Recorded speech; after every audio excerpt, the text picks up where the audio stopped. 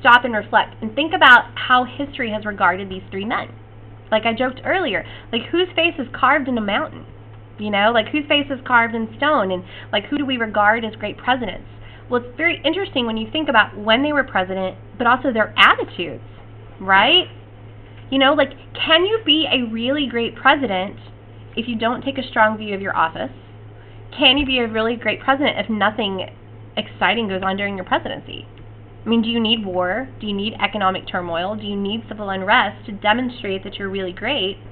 Do you actually have to broaden your power? Do you maybe even have to violate your power a little bit? Like, who does history regard as our really great presidents? Lincoln? Washington? If we had more time, we'd look at some polls. FDR is almost always up there. JFK sometimes. Reagan is up there.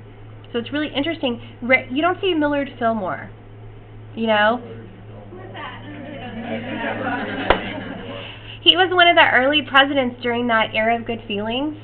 And because my education is more modern, that's what I studied more in college. I didn't study like early presidency. I don't even remember. You know, like I don't know. I got to look and see which one he is even. So the reality is that the attitude and time period are definitely going to affect presidential power and affect your place in history. Okay? All right. So as we go on then, what I want to do is we're going to go through and have a list of what powers presidents have in terms of like what's their job? What do they do? You have two boxes on your paper. The one on the left is your formal powers. Formal means I can open up the Constitution and in Article 2, Section 2, I will see these powers. So let's just go through them. I'll explain them and you can just write whatever notes you need. So the first power that the president has been given is simply law execution. You know, if Congress is going to make the law, then it's up to the president to take that law and fulfill it and carry it out. Obviously today he can't hop in his car and drive around and make sure all the laws are enforced. So it's his job to make sure that happens. So maybe to create agencies. Like if we go back to environmental protection law, that question from your test, well, once we start to do that, and the president can't do it by himself, then he might have to like create an agency or appoint people that can carry that out for them.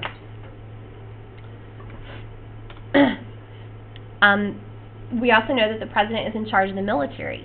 So what that means specifically is it's the decision to engage militarily or not, to drop bombs, what kind of strategy, where you're going to go, what you're going to do. That decision lies in the presidency. Think about any movie you have ever watched about the president going to war. And you've got them all like, they're in that situation room, it's like dark, there's no windows, right? And you've got the national security advisors, you've got, you know, joint chiefs of staff, sometimes the vice president, unless they're lame and then they're like not included. You've got the first lady sometimes shows up, and everybody's advising the president, but doesn't ultimately, they're always like, it's your decision, Mr. President, because ultimately it is up to him. Yes, Udom. Say it again. Yeah, absolutely, like an Air Force One. Yeah, very good. Okay? So, what can he not do in relationship to the military? What is Congress's power in relationship to the military? To declare war. So we're going to look at that because that's kind of created a modern controversy, because what exactly is war? You know, and what is the president's power versus this? All right. The president is also charged with negotiating treaties. That doesn't mean the treaty will take effect, but it means it's his job to negotiate it. So he can sit down with a foreign head of state or multiple, and they can come up to an agreement. But then what does our president have to do with that treaty? Get it approved by the Senate? Yeah, so they have to bring it back, and the Senate has to grant approval in order for that treaty to actually become ratified. So that's different than some countries, because not all countries have that, where their executive is checked that way. So do we, like, literally bring it back from, like, signing a treaty somewhere else? Or can we, like, some kind of, email it back to them and, like, have Oh, today I'm sure that they're copies. I wonder how it was back in the day, though. Like, I wonder, like, so if they, like, Udom and I are, like, doing a treaty, would Yeah. would I have to leave and then come back? Or, like, That's can we just, like, sit here and... That's a really good question, how they do it. Now, I always think about, who was it? It was Wilson that negotiated the League of Nations, right? Yeah? Okay, and so remember that League of Nations, that was supposed to, like, the predecessor to the UN, and he worked really hard on that, and then the Senate wouldn't approve it. So I don't know back then, like, they probably had a copy. I don't know. is a good question. I'm going to find that out. No one's ever asked me that. They Okay. kind of offer to like leave and come back and be like, oh wait, Sorry. can't do this. Right. Okay, so the president must veto or sign bills. We already know that. So they're kind of like the last step there in legislation. But also in relationship to the legislature, the president has power to make them come to work. This is historically relevant, and it shows you kind of like what the design was. Special session means that the Congress has gone into like a break. They're in some kind of recess, but the president would need them to come back to work to take an action. They don't actually do that today because Congress works most of the time, so I don't know a time where they've called them into special session. But if you just imagine back then, like transportation, like it took so much longer to get home. And so like if there was something like maybe the president needed a declaration of war, or he needed like some funds or whatever, so he could say, okay, I need you to come back and we got to work this out. The Constitution also says that the president must advise Congress on the state of the union. So most of our early presidents, what they did is they wrote a letter that would say, it was like a memo, and it would be sent to Congress, and it would say, here's what I think's going on, here's what I want you to do. So it was his opportunity to suggest legislation. So again, I believe it was Wilson. So Wilson forward, he would go to Congress, and he would actually give them a speech. And so that's where we get the State of the Union from. So it is constitutional. It doesn't have to be a speech, but that's just kind of how it's evolved. And now with television, it's really different. But it's his chance to say, here's what I want you to do with the law, and here's how this is how I want us to operate. The president also possesses the ability to do this, that if we have a foreign head of state that's coming to America from Mexico or Germany or Botswana or whatever, so if they're like somebody we recognize as legit, then you have to welcome them. You're supposed to receive them to our country, and the president also has the responsibility to appoint people to be our representatives in other nations.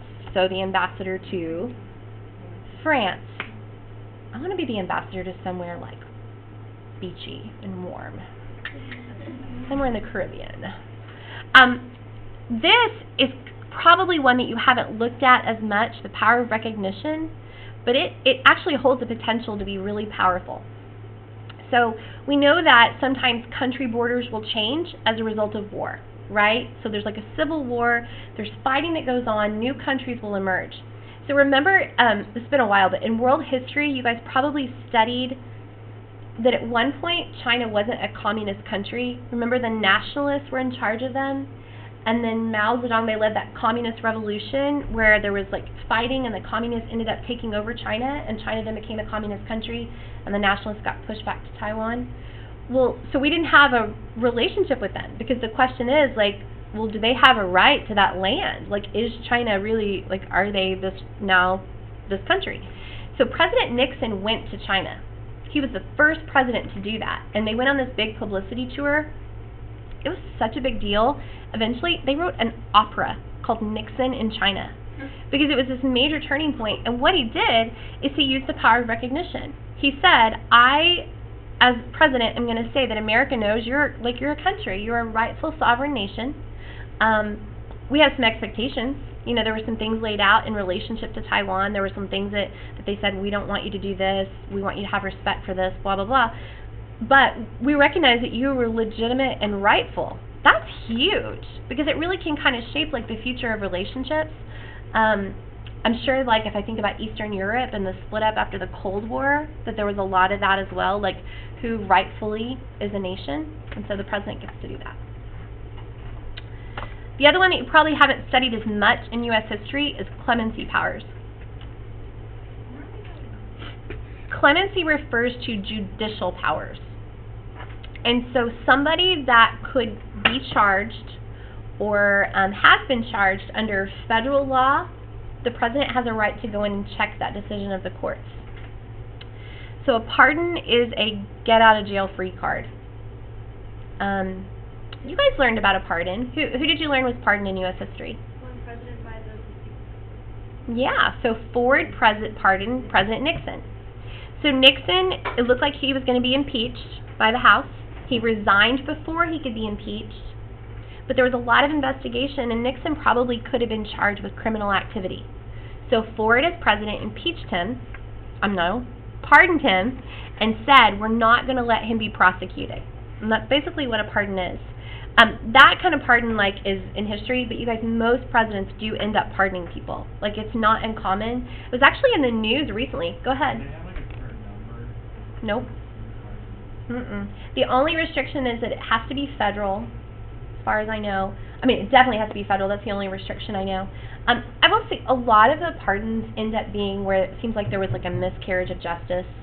Back in the 80s and 90s, we put in place a lot of crazy strict drug laws where it was like these mandatory minimum sentences, and there's a lot of people who have been involved in like marijuana possession or selling, or I don't know all the semantics of the law, but like drug stuff, who end up in jail for like 20 years. And so our jails are like really full, and so some of the pardons have been related to stuff like that. Maybe people who are non-violent offenders who got these really extreme kind of things. And sometimes, you guys, to be honest, they've pardoned their friends. You know, like President Bush had a bit of a scandal. He pardoned Dick Cheney's chief of staff, Scooter Libby was his name. There was a sense that they may have given away some information about somebody.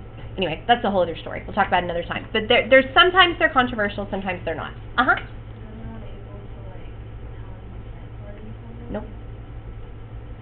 Nope, there's no check on that at all. But I will say a small percentage of criminal activity goes to the federal courts. Like, most of it is state. So like 5% of our criminal activity is defined as criminal under federal law. So most things they're not going to be able to pardon people for. Okay?